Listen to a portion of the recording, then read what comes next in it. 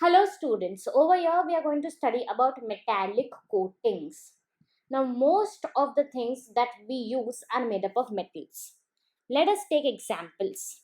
The vehicles we travel in, the cars, the buses that we use, the trains in which we travel are made up of metals. The infrastructure, buildings, bridges, monuments, commercial places, all these buildings have a foundation which is made up of metals. So it is very important to protect these metals. And to protect them and to give a good appeal of them, we use metallic coatings.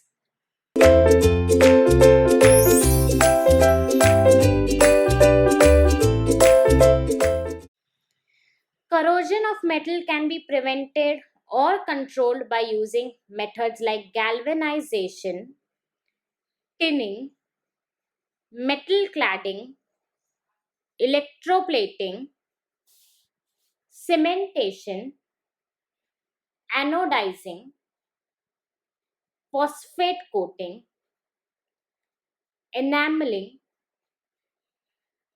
electroless plating. Now these all are different methods by which we can actually perform metallic coatings. Metallic coatings are nothing but coatings which can be done on the metal surfaces. Now let us discuss some of these metals in detail. The first one which we are going to discuss over here is hot dipping. It is used for producing a coating of low metals such as zinc.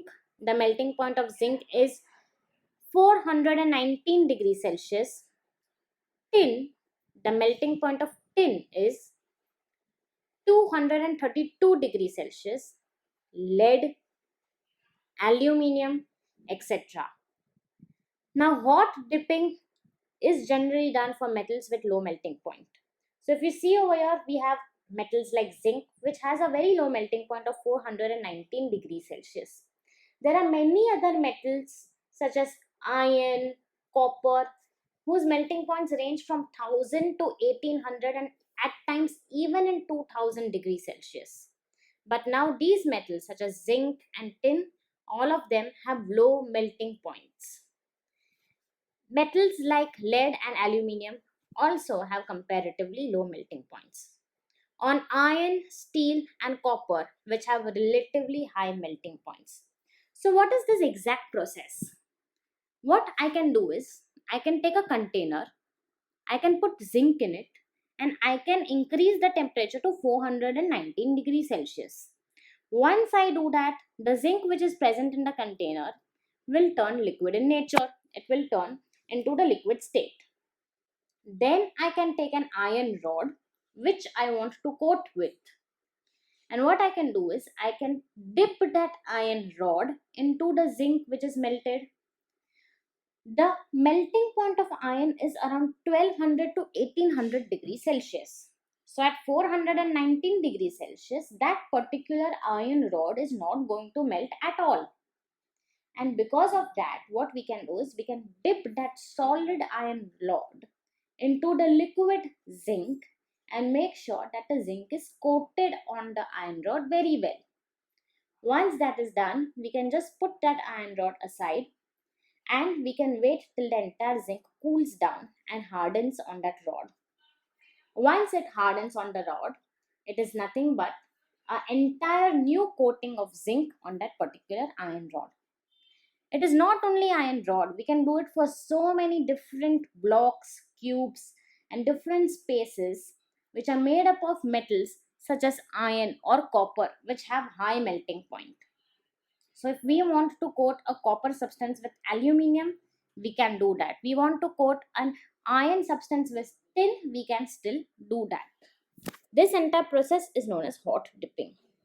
The process in immersing the base metal in a bath of the molten coating metal covered by a molten flux layer, usually zinc chloride, is known as hot dipping. Second is galvanizing. It is the process of coating iron or steel sheets with thin coats of zinc to prevent them from rusting. Now there are many times in which we do not use an iron rod. We have thin sheets of iron. Whenever I have thin sheet of iron or a thin sheet of steel, those sheets can get corroded very easily. The corrosion rate of the sheets can be very, very high. And because these sheets can get corroded very easily, we need to protect them. And we can protect them by having a thin coat of zinc to prevent them from rusting. The process is iron or steel article is first cleaned with dilute sulfuric acid. Now, sulfuric acid is a very, very good cleansing agent, and because of that, the cleaning process can happen relatively fast. And washed with distilled water. Now, distilled water is one of the most purest forms of water. Since distilled water is one of the most purest forms of water, there will be no more impurities on that particular sheet once it is washed with distilled water. Distilled water is nothing but H2O. That means it is nothing but normal water with no impurity in either solid or liquid or gaseous form. And eventually it is dried. Why is it dried? Because once we are coating it, we do not want water molecules or water droplets to mix with the coating. The dried metal is dipped in bath of molten zinc. Now the thin layer of zinc is coated on the iron or steel article. So what happens? The dried metal is dipped in a bath of molten zinc, and then a thin layer of zinc is coated on iron or steel articles. The third is metal cladding. It is a process by which a dense homogeneous layer. Now, what do we mean by homogeneous layer in chemistry? There are two distinguishes: homogeneous and heterogeneous. When I say homogeneous, that means the entire substance is made up of one material.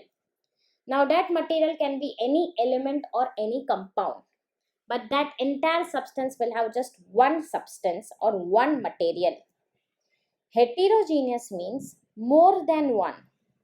Now, that means that material will have more than one elements or compounds. Now, over here, we are talking about a homogeneous layer. In this process, a dense homogeneous layer of coating metal is bonded firmly and permanently to the base metal on one or both the sides. Depending on the requirement, we can do the protection or the protective metal coating either on one side of the metal or both the sides of the metal. Corrosion resistant metals like nickel, copper, lead, silver, platinum, and alloys like SS, which is nothing but stainless steel, nickel alloys, copper alloys, lead alloys can be used as cladding materials. Now, whenever we are using a cladding material, that particular material itself should be corrosion resistant. That particular material itself should not show any signs of corrosion. So, over here, they have given us examples of nickel, copper, lead, silver, platinum. All these are different elements which are less corrosive because they are less reactive in nature. Then we have certain alloys like stainless steel, nickel alloys, copper alloys. Copper alloys work much better than the elemental copper itself. Lead alloys. All of these can also be used as cladding materials. Finally, we have a process of tinning. Tinning, it is a method of coating tin over the iron or steel particles. This process is first treating steel sheet in dilute sulfuric acid. We know why do we do this? Because we need to make sure that the entire steel sheet is clean and it is passed through a flux of zinc chloride, which is ZnCl2. Next, steel passes through a tank of molten tin and finally through a series of rollers from underneath, that is generally at the bottom of it, of the surface of palm oil. This entire process is known as tinning. Now, tinning is generally done for iron or steel articles, and for that, we generally do it on sheets, not on cubes or rods, because for the cubes and rods or even blocks of metals, we have the hot dipping process. So, for the steel sheets or iron sheets, we can do the tinning process, in which the first entire sheet is washed or cleaned with the help of dilute sulfuric acid, which is H2SO4, and after that, the entire steel sheet is passed through a flux of ZnCl2 and then passed underneath the rollers which contain palm oil. Even this is a very good process of protecting metals.